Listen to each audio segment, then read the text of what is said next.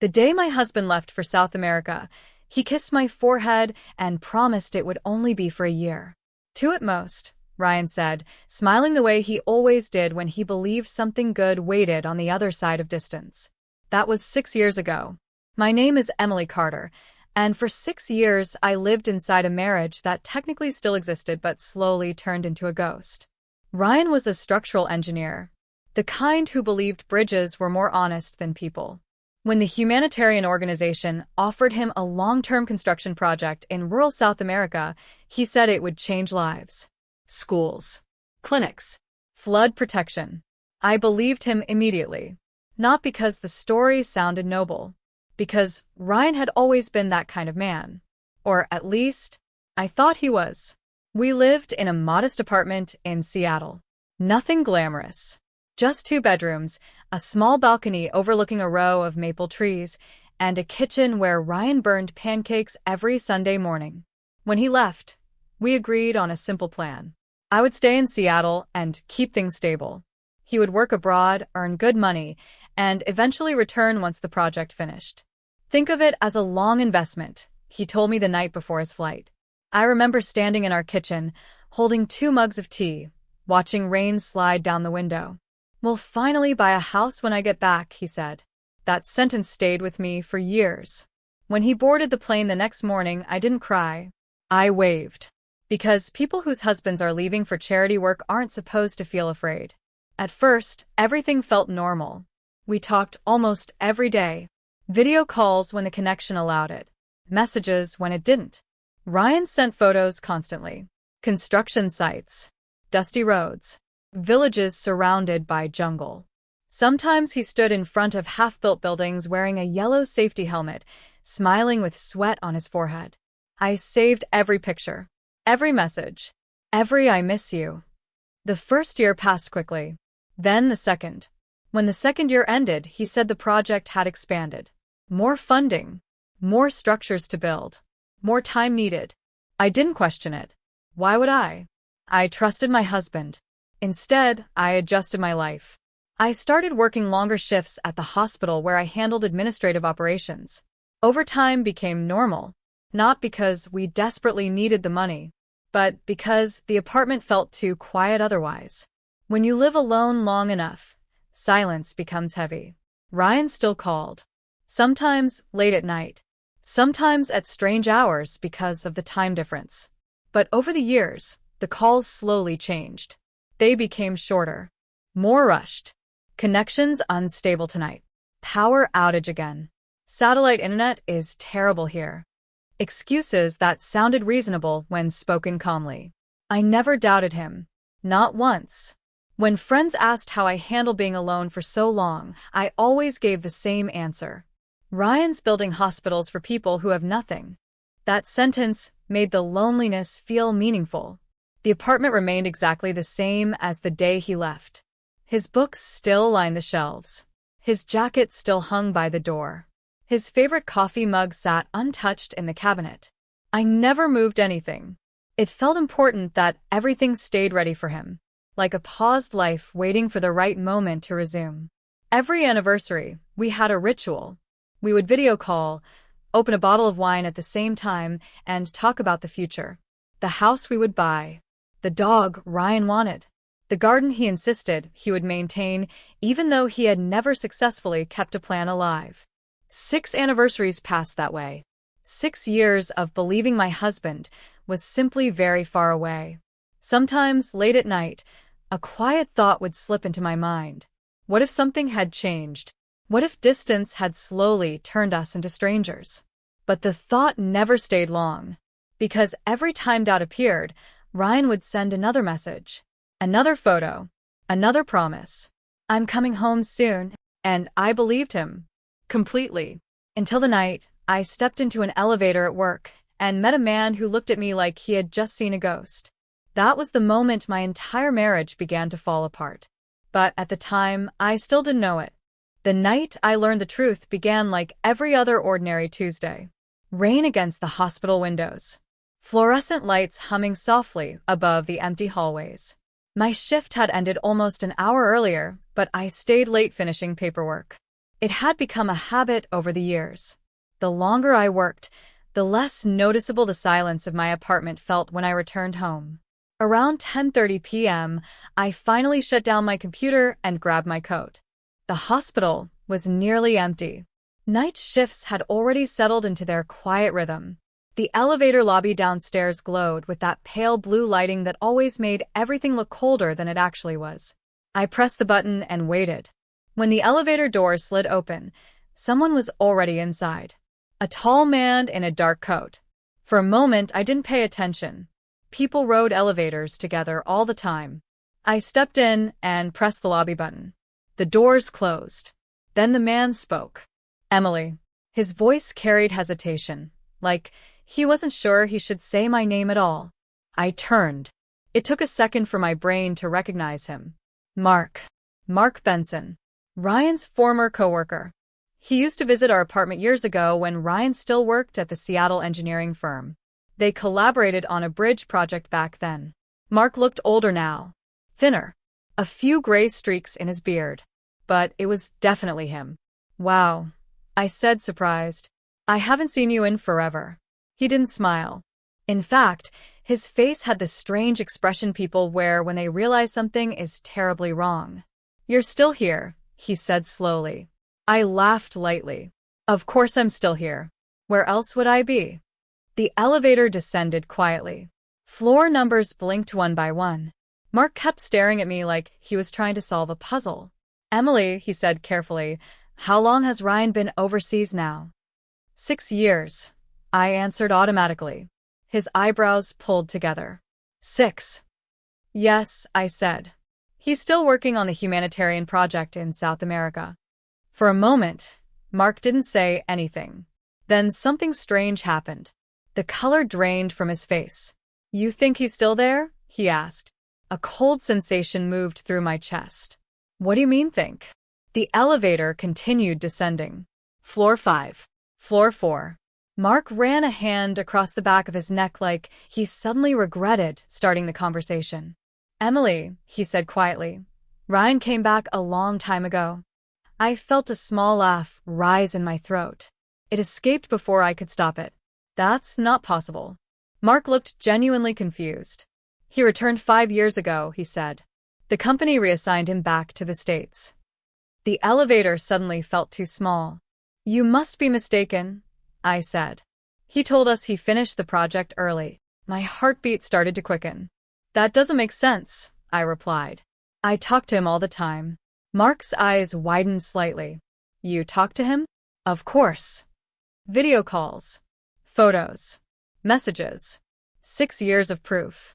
The elevator reached the lobby. The doors opened, but neither of us moved. Mark studied my face carefully. Emily, he said slowly. After he came back, Ryan quit the firm about 6 months later. The words landed like stones. Quit. I repeated. Yeah. Said he had other opportunities. My mind was struggling to process the information. That's impossible, I said again, but this time my voice sounded weaker. Mark hesitated. I assumed you moved with him, he said, or that you two relocated. I stared at him. The elevator doors tried to close, then reopened when neither of us stepped out. Mark, I said quietly, when was the last time you actually saw Ryan? He didn't answer immediately. Instead, he looked at me with something that felt dangerously close to pity. About 4 years ago, he said. My stomach tightened. Where? Chicago. The word hung in the air between us. Chicago. 3 time zones away. 3,000 kilometers from the man I believed was deep in the South American jungle building schools. My brain tried to reject the idea instantly. No, I said softly. Mark's voice lowered. I thought you knew. Silence filled the elevator. For the first time in 6 years, I felt something inside my marriage crack. But even then, I didn't panic. Not yet. Because the most dangerous part of betrayal isn't the lie itself. It's the moment you realize the lie might actually be true. And that moment had just begun. That night, I didn't sleep. I sat in the dark living room of our apartment, staring at the reflection of the city lights in the window. Seattle looked exactly the same as it always had. Rain. Traffic. Distant sirens. Nothing about the world outside suggested that my entire marriage might be built on something false. Mark's words kept repeating in my head. Ryan came back 5 years ago. It didn't make sense. It couldn't. I had 6 years of messages. 6 years of calls. 6 years of photographs. People don't fake an entire life for that long. Around 3 in the morning, I made a decision that would quietly change everything. I wasn't going to call Ryan. I wasn't going to accuse him. And I definitely wasn't going to panic. Instead, I opened my laptop. If there was an explanation, it would exist somewhere in the details. Ryan had always been organized. His project reports, shipment updates, and progress photos came regularly. Over the years, he had emailed construction schedules, supply lists, and pictures of finished buildings. At the time, I saw those things as proof that he was exactly where he said he was. Now I looked at them differently. I began with the photographs. Hundreds of them filled a shared cloud folder Ryan created during his first year abroad. Construction crews. Concrete foundations. Wooden scaffolding. Small villages in the background. At first glance, everything looked authentic. But something about the images began to bother me. The dates. I zoomed in on one photo of Ryan standing beside a half-built clinic.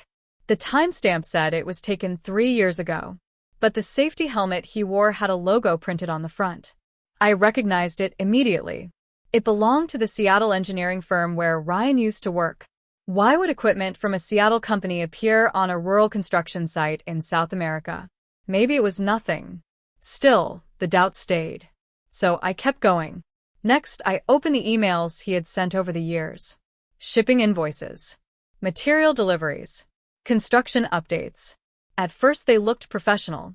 Then I noticed something small. The sender addresses.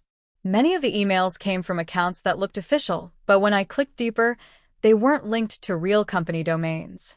They were free email services. Gmail. Proton Mail. Accounts that anyone could create in seconds. My chest tightened. That alone didn't prove anything. But it also didn't feel right. Around 5 in the morning, I opened our joint financial account. Ryan's salary had always been deposited regularly. That was another reason I never questioned his situation. Money doesn't lie. Except sometimes it does. His deposits came from different organizations over the years. International contractors. Construction groups. Relief foundations. At least that's what the payment descriptions claimed. But when I copied one of the company names and searched it online, nothing appeared. No website. No business registry. No address.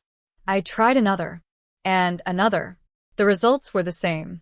A slow chill spread through my body. For 6 years, I believed my husband was working across the world. But the companies paying him barely seemed to exist. By sunrise, my living room table was covered with notes. Printed emails. Screenshots. Lists of dates. Patterns began to appear. Ryan's photos were often sent at times that didn't match South American time zones. Some were uploaded during hours that matched Chicago. Not Brazil. Not Peru. Chicago. I leaned back in my chair and closed my eyes. This was the moment where most people would explode. Call their spouse. Demand answers. Start a war. But something inside me stayed calm. Because the more evidence I gathered, the clearer one thing became. Ryan didn't accidentally lie once. This was planned. Carefully. Patiently. For years. Which meant if I wanted the truth, I had to become just as patient. By mid-morning, I made the second decision that would quietly reshape my life. I opened a search page and typed 2 words. Private investigator. If my husband had been living another life for 5 years, I was going to find it. And when I did, Ryan Carter would have no idea how much I already knew. 3 days later, I met the private investigator. His name was Daniel Harlow, and his office sat above a quiet insurance agency in downtown Seattle. Nothing about the place looked dramatic. Beige walls. A metal desk. 2 chairs that had clearly survived at least 20 years of clients with difficult stories. Daniel didn't interrupt while I explained everything. Ryan's supposed project. 6 years of calls. The photos. Mark's revelation in the elevator. When I finished, he leaned back in his chair and folded his hands. "Do you want the truth?" he asked calmly. "Or do you want reassurance?" "The truth," I said immediately. He nodded once. "Good." "Because those are rarely the same thing." He asked for everything I had. Photos, email records, financial deposits, call schedules. I had already organized most of it. 6 years of waiting had accidentally trained me to document everything Ryan sent. Daniel studied the files silently for nearly 20 minutes. Then he pointed at one photograph. "This skyline," he said. I leaned forward. Ryan stood in the picture, wearing his construction helmet. Behind him were tall buildings blurred in the background. "That's Chicago," Daniel said. My chest tightened. "You're sure?" "I lived there for 10 years, he replied calmly. "That's the Lakeshore East District." For a moment, the room felt very quiet. Chicago again. The same city Mark mentioned in the elevator. Daniel continued reviewing the files. "These payment deposits," he said, scrolling through the bank statements. "They're routed through Shell payroll services." "What does that mean?" "It means the companies paying your husband probably don't employ him directly." "So, where's the money coming from?" Daniel looked at me. "That's what we're going to find out." He explained the process carefully. First step, confirm Ryan's current residence. Second step, verify employment.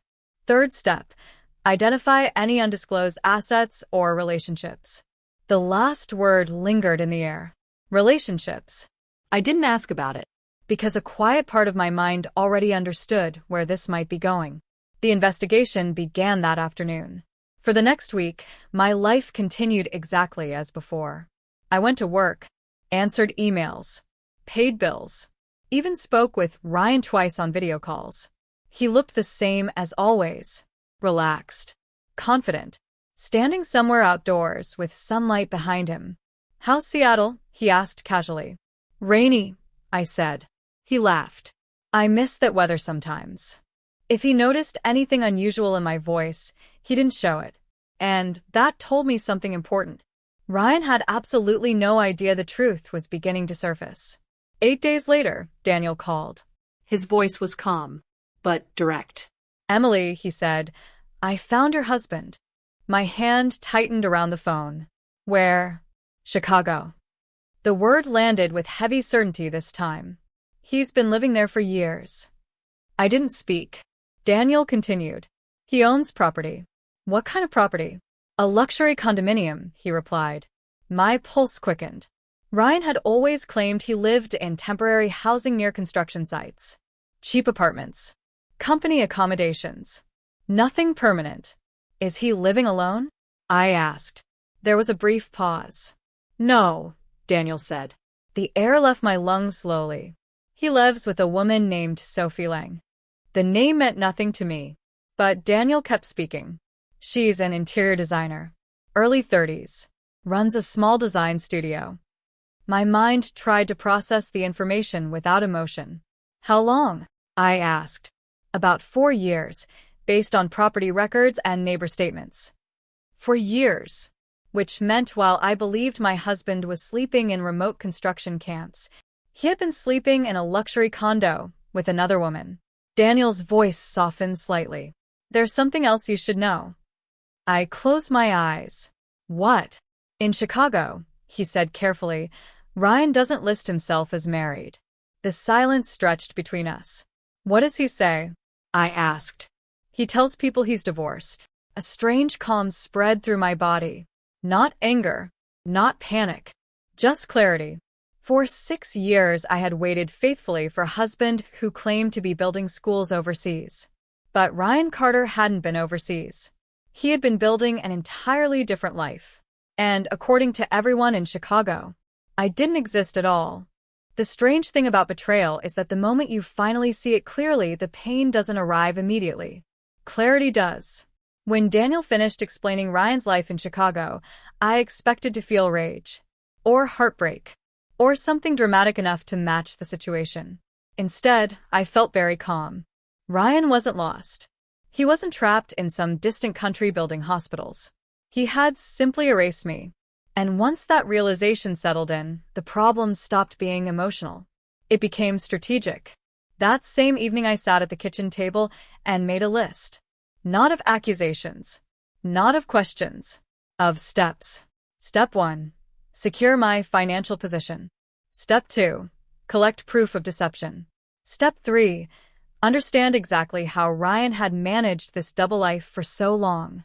Only after those things were finished would I consider confrontation. Because confronting someone like Ryan without preparation would be a mistake. Men who lie for 6 years are rarely careless. The next morning I contacted a divorce attorney. Her name was Patricia Gomez, and she had a reputation for something very specific: patience. We met in her office 2 days later. Patricia listened without interrupting while I explained the situation. Daniel's report sat on the table between us. Chicago. Luxury condo. A woman named Sophie Lang. 4 years of pretending to be divorced. When I finished, Patricia leaned back in her chair. First, she said calmly, I'm sorry you're dealing with this. Then she tapped the folder. But from a legal standpoint, your husband made a serious mistake. What kind of mistake? I asked. He maintained a financial marriage while presenting himself publicly as single, she said. That creates exposure. Exposure to what? Fraud claims, asset concealment, marital misrepresentation. The words sounded technical, but their meaning was simple. Ryan thought he had escaped the marriage without consequences. But legally he hadn't. Patricia opened a legal pad. Before we file anything, she continued, we gather documentation. She began listing what we needed. Property records from Chicago. Ryan's financial transfers. Evidence that he presented himself as divorced.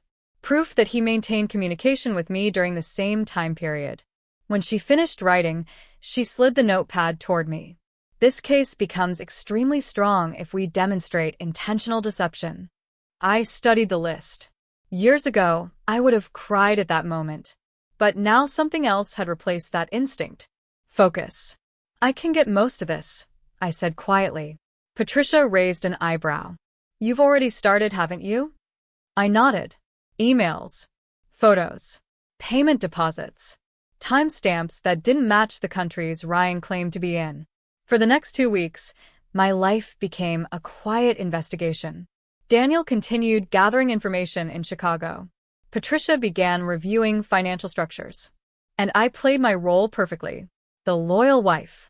The woman still waiting. Ryan and I continued speaking occasionally. During one call, he showed me a blurry video of what he claimed was a new clinic site. Palm trees swayed behind him. A generator hummed somewhere off camera. I might finally be finished next year, he said. I smiled. That would be amazing. He had no idea. I already knew he was standing thousands of miles away from where he claimed. But the most important discovery arrived 2 weeks later. Daniel called late one evening. Emily, he said, there's something you should know about Sophie. I closed the laptop in front of me. What? There was a pause. Then he said quietly, she's pregnant. The room became very still. Pregnant. For a moment, I imagined the life Ryan had built. The condo. The designer girlfriend. The baby on the way. An entire future constructed carefully on top of a lie. Does she know about me? I asked. No, Daniel replied. As far as we can tell, she believes Ryan is divorced. A slow breath left my lungs.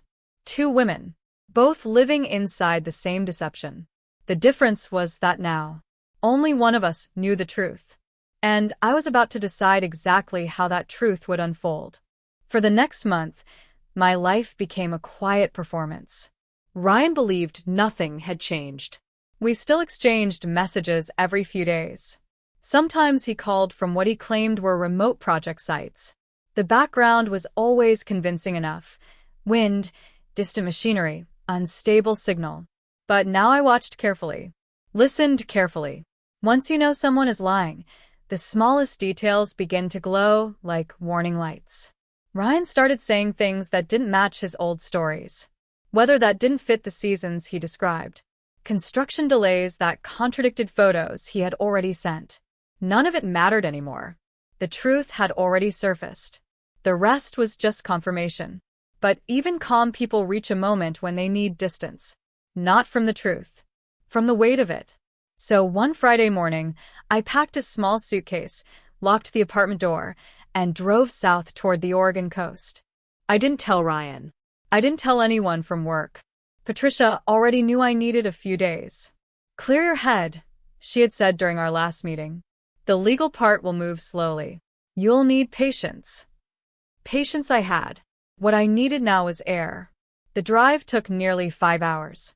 Seattle's gray skyline slowly disappeared behind forests and long coastal highways. By the time I reached the small town of Brookhaven, the sky had opened into a wide pale horizon above the ocean.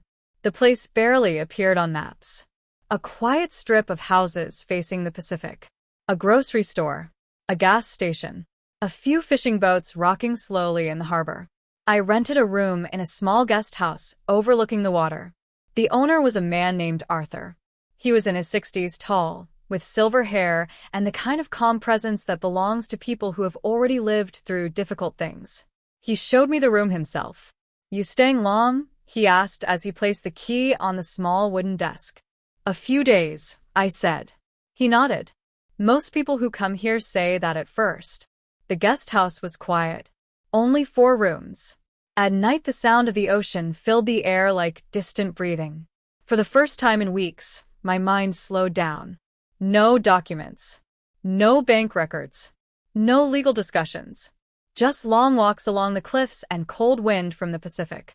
Arthur and I spoke occasionally in the mornings when I came down for coffee.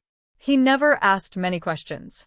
But one evening, while we sat on the porch watching waves crash against the rocks below, he said something that stayed with me. "You're not here for vacation." It wasn't a question. I looked at the dark horizon. No. Arthur nodded slightly. "Someone betrayed you." Again, not a question. I smiled faintly. "Is it that obvious?" He shook his head. No. "But people who come here usually fall into 2 categories." "What categories?" "People running away," he said calmly, "and people preparing to move forward." The wind carried the smell of salt through the air. "Which one do you think I am?" I asked. Arthur studied the ocean for a moment. "The second," he said. That answer surprised me. "Why?" "Because you're not angry." I thought about that. 6 years of lies. Another woman. A baby on the way. And yet he was right. Anger had never truly arrived. Only clarity. "I'm not here to escape," I said quietly. Arthur nodded. "Then you'll be fine." The next morning, I woke up earlier than usual. The sky above the ocean was pale blue, and sunlight touched the waves like silver glass. For the first time since the elevator conversation with Mark, I felt something new. Not pain. Not even relief. Perspective. Ryan had built a secret life for years. But my life hadn't ended. It had simply been paused by a lie. And lies eventually collapse under their own weight. When I returned to Seattle 2 days later, my phone was full of messages. Most of them were from Ryan. Short ones. Casual ones. But the last message stood out. It arrived only hours earlier. "Hey Em, call me when you get this." Something important came up. I stared at the message for a long moment. Then I opened another one. A notification from Patricia. 3 words. "He knows now." The moment Patricia wrote, "He knows now," I understood something immediately. The quiet phase was over. For weeks, Ryan had lived inside a comfortable illusion. He believed I was still the same patient wife waiting in Seattle while he built his second life in Chicago. But somewhere inside the investigation, a small mistake must have surfaced. A document request. A property inquiry. A financial trace that reached the wrong desk. Men like Ryan don't notice danger immediately, but once they do, they react fast. My phone rang 20 minutes after I read Patricia's message. "Ryan." I let it ring 3 times before answering. "Hey," I said calmly. For a moment, there was only silence on the other end. Then his voice appeared, tight, controlled. "Where are you?" That question alone told me everything. "At home," I replied. Another pause. "You didn't tell me you were traveling," he said. I didn't know I needed permission. His breathing changed slightly. For 6 years, Ryan had spoken to me with the relaxed confidence of a man who believed he controlled the narrative. Now something in his tone had sharpened. Emily, he said slowly, has someone been asking questions about me? There it was. Direct. Careful. Testing. I leaned back in my chair. Questions? I repeated. Yes. His voice carried the calm edge of someone trying not to sound nervous. About my work. About where I've been. I let the silence stretch. Then I said gently, why would anyone do that? Another pause. This one longer. Just answer the question, he said. For the first time in 6 years, Ryan Carter sounded uncertain. And uncertainty makes people careless. I wouldn't worry about it, I said softly. Then I ended the call. 5 minutes later, Patricia called. That was fast, she said. He contacted you already? Yes. That means he's panicking, she replied. Ryan's reaction confirmed something important. He had discovered the investigation, but he didn't know how much I knew. And that uncertainty would make him move quickly. Patricia explained what usually happens next. When someone realizes their deception might be exposed, they try to protect assets. Meaning, money transfers, property adjustments, legal positioning. Exactly the things we needed him to do. Let him move, Patricia said calmly. Every transaction creates evidence. She was right. 2 days later, Daniel called from Chicago. Your husband is busy, he said. How busy? Very. Daniel explained what he had observed. Ryan met with 2 lawyers in downtown Chicago. The next day, he visited 3 banks. Large transfers were initiated. Accounts adjusted. One transfer stood out. Nearly $200,000 moved through a financial service linked to offshore holdings. I closed my eyes slowly. Ryan wasn't just protecting himself. He was hiding money. Keep tracking everything, Patricia said when I told her. He's making this easier for us. But Ryan didn't stop there. 3 days later, something new happened. I received an email from a law firm I had never heard of. Subject: Legal Representation Notice.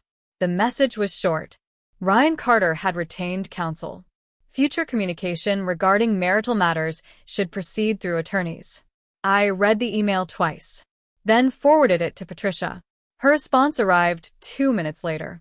Good. One word. But it carried meaning. Ryan believed he had moved first. He thought the legal battle had just begun.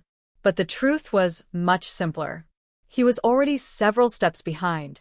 Because while Ryan was desperately trying to protect his secrets, there was still one person in Chicago who knew absolutely nothing. Sophie Lang. The woman living in the condo. The woman carrying his child. The woman who believed she was building a future with an honest man. Sooner or later, she was going to learn the truth. And when that happened, Ryan's carefully constructed life wouldn't just crack. It would collapse. The flight to Chicago took 4 hours. 4 quiet hours where I stared out the airplane window and thought about the strange shape my life had taken. 6 years of waiting. 4 years of Ryan building a second life. And somewhere in that city below the clouds, a woman named Sophie Lang was preparing to become a mother, with a man who technically still had a wife. Me. When the plane landed, I didn't rush. Everything about this moment required calm. Daniel had already given me the address of the condo. Lakeshore East, a tall glass building overlooking the river. The kind of place Ryan had once told me he would never waste money on. Luxury is a trap, he used to say. Apparently, he had changed his philosophy. I arrived around noon. The building lobby smelled faintly of polished stone and expensive air freshener. A uniformed concierge sat behind the front desk, typing something into a computer. Daniel had prepared the meeting carefully. Sophie believed she was meeting a potential client for an interior consultation. My name on the appointment list wasn't Emily Carter. It was simply Emily. The elevator carried me up to the 22nd floor. My reflection in the mirrored wall looked calm. Almost too calm. But this moment wasn't about anger. It was about truth. I knocked on the door. Footsteps approached from inside. Then the door opened. Sophie Lang looked younger than I expected. Early 30s, just like Daniel had said. Soft brown hair pulled loosely behind her shoulders. Comfortable clothes that tried to hide the gentle curve of pregnancy beneath them. She smiled politely. "You must be Emily." "Yes." "Come in." The condo looked exactly the way Daniel described. Bright. Modern. Large windows overlooking the river. The kind of place people decorate when they believe they're starting a long future. Sophie gestured toward the living room. "Sorry if it's a little messy," she said with a small laugh. "Pregnancy has completely destroyed my sense of organization." I stepped inside. My eyes moved slowly across the apartment. Ryan's jacket hung on a chair. His watch sat on the kitchen counter. His laptop rested on the dining table. 6 years of my marriage scattered casually around a stranger's home. Sophie sat down carefully on the couch. "So," she said warmly, "what kind of design help were you looking for?"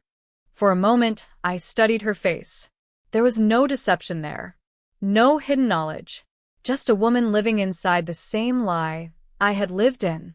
I reached into my bag and placed a small folder on the coffee table. "What I'm about to tell you," I said quietly, "is going to be difficult to hear." Her smile faded slightly. "Okay." I opened the folder and slid a document toward her. It was simple. A marriage certificate. Ryan Carter. Emily Carter. Date: 7 years ago. Sophie looked at the paper, then looked back at me.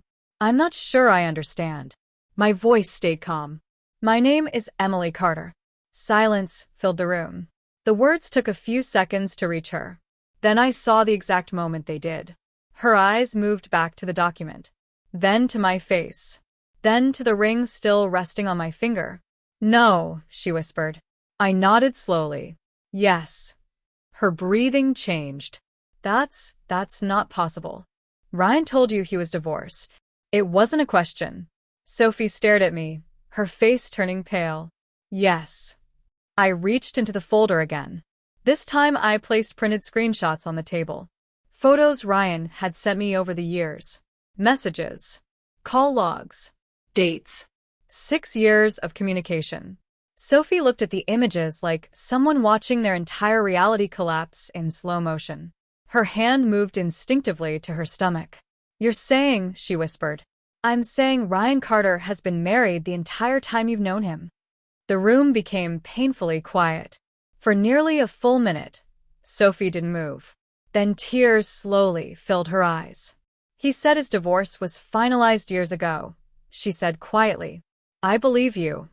She covered her mouth with one hand, trying to steady her breathing. "I didn't know," she said. "I know." Another long silence passed. Finally, she looked at me again. "Does he know you're here?" No. Sophie leaned back slowly against the couch, her eyes unfocused. My God. For the first time since entering the apartment, I felt something heavy in my chest.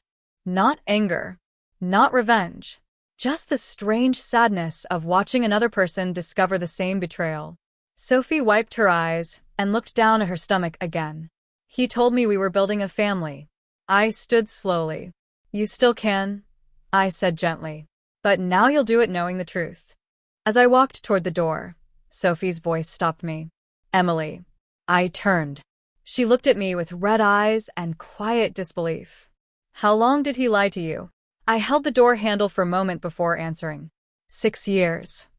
The door closed softly behind me, and somewhere inside that luxury condo, Ryan Carter's second life had just begun to fall apart.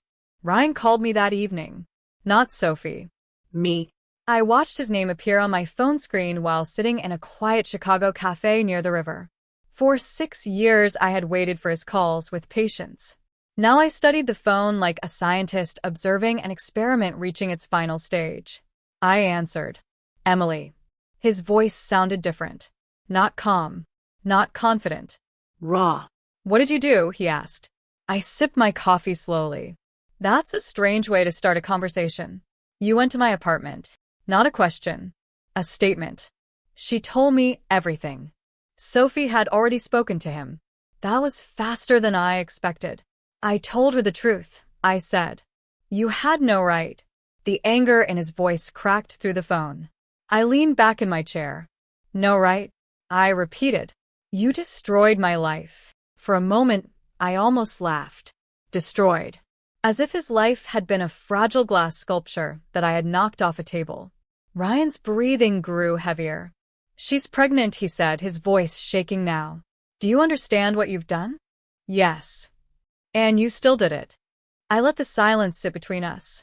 Finally, I said quietly, you destroyed this yourself. Another long pause. Then Ryan spoke again, but the anger was fading now, replaced by something more desperate. What do you want? That question had been coming for a long time. What do I want? I repeated calmly. Yes. Money? The apartment? Just tell me. For 6 years he had believed I was simple, predictable, a wife who would cry, scream, beg, or negotiate emotionally. Instead, I said the one thing he clearly didn't expect. I want the divorce finalized. Silence. Then he exhaled slowly. You could ruin me in court, he said. I know. I'll cooperate, he added quickly. The speed of his surrender told me something important. Ryan understood exactly how exposed he was. Financial deception, marital fraud, asset concealment. If the case became public, his professional life would collapse completely. I'll sign whatever agreement your lawyer sends, he said. Good. But the conversation didn't end there. Ryan spoke again, his voice quieter now. You don't understand how complicated things became. I closed my eyes briefly. I understand perfectly. No, he said quickly. It started small. Of course it did. All lies do. I came back to the States early, he continued. The project ended sooner than expected. But you didn't tell me. I meant to, he said. Then, he hesitated. But things were already changing between us. That was the first lie he had told during this conversation. Ryan didn't lie to survive. He lied because it was easier. You didn't want to come back, I said. He didn't answer. I met Sophie 6 months later, he admitted finally. And instead of telling the truth, I thought I could manage both lives for a while. A bitter smile crossed my face. For 6 years. Ryan didn't respond. Outside the cafe window, the Chicago River moved slowly between tall glass buildings. So, what happens now? He asked. You sign the divorce. And Sophie? That's between you and her. Another long pause. When Ryan spoke again, something in his voice had collapsed. She left. I wasn't surprised. She packed a bag and went to her sister's house, he said quietly. The image formed easily in my mind. The condo. The broken illusion. The realization that the father of her child had been lying from the beginning. I didn't think everything would fall apart this fast, Ryan said. I stood from the table and placed a few dollars beside the empty coffee cup. Lies usually collapse quickly once the truth appears. He said my name once more. Emily. Yes. For the first time in our entire conversation, his voice sounded truly defeated. I never meant to lose everything. I stepped outside into the cold Chicago air. You didn't lose everything, I said calmly. Then I ended the call. Because Ryan Carter had just discovered the one thing he never planned for. The truth doesn't destroy a life. It simply reveals what that life really was. The divorce was finalized 4 months later. No dramatic courtroom speeches. No shouting. No public spectacle. Ryan signed the settlement agreement exactly as Patricia predicted he would. When deception becomes too well documented, people stop fighting. They simply try to survive the consequences. The financial investigation uncovered enough irregular transfers to keep his lawyers busy for months. Nothing criminal in the end, but enough questionable activity that Ryan lost several consulting contracts before the divorce papers were even completed. His Chicago condo was sold shortly after. Not by choice. Legal fees have a way of dissolving expensive lifestyles. Sophie never returned to live there. After our meeting, she moved to Michigan to stay with her older sister. Daniel told me she closed her design studio and decided to start over somewhere quieter. A few weeks after the divorce, she sent me a short message. Just one sentence. Thank you for telling me the truth. No anger. No accusations. Just clarity. Sometimes that is enough. Ryan and I spoke only once more after everything was finalized. It happened during the final paperwork signing through a video call with both lawyers present. For 6 years, I had watched his face through screens while believing he was thousands of miles away in a jungle construction camp. Now I saw him sitting alone in a plain office conference room. He looked older, thinner. The confidence that once lived in his voice had disappeared completely. Patricia reviewed the last section of the agreement. "Once these signatures are confirmed," she said, "the marriage between Emily Carter and Ryan Carter will be legally dissolved." Ryan signed first. Then I signed. Just like that, 7 years of marriage ended with 2 digital signatures. When the lawyers disconnected from the call, Ryan remained on screen for a moment. Neither of us spoke. Finally, he said quietly, "I never expected you to handle this the way you did." "How did you expect me to handle it?" His tired smile appeared briefly. "I thought you'd scream." "I considered that. I thought about it once," I admitted. "And it wouldn't have changed the truth." Ryan nodded slowly. For a moment, he looked like someone trying to understand a puzzle too late. "I hope you find whatever you're looking for," he said. I didn't answer, because I already had. 3 months later, I left Seattle for a while. Not because I needed to escape the past, but because the future suddenly felt very open. I drove across several states, stopping in small towns and cities I had never visited before. Places where nobody knew my story, where I wasn't the woman who waited 6 years for a husband who had already left. During that time, Patricia called with an unusual request. "Sophie had her baby," she said. "A boy." I smiled when I heard the news. "Is she okay?" Yes. "But things are tight financially." Interior design work had disappeared during the pregnancy. Starting over in a new city with a newborn is rarely easy. I thought about that conversation for a long time after we ended the call. Then I made a decision. A week later, Patricia helped me establish a small education fund in the baby's name. Nothing dramatic. Just enough that one day, if that child decided to attend college, money wouldn't be the reason he couldn't. Sophie tried to refuse at first, but I sent her a message with the fund documents. "This isn't charity. It's closure." She never argued again. Now, nearly a year after everything ended, my life feels strangely peaceful. The apartment in Seattle is gone. The wedding photos are gone. Even Ryan's name has slowly faded into something distant. Sometimes people ask me if I regret waiting so long. 6 years is a long time to believe in someone who had already moved on. But regret isn't the right word. Because those 6 years didn't break me. They simply revealed the truth. Ryan built a second life on top of a lie. And like all lies, it eventually collapsed under its own weight. I didn't destroy him. He destroyed himself. And when the dust finally settled, I was already free.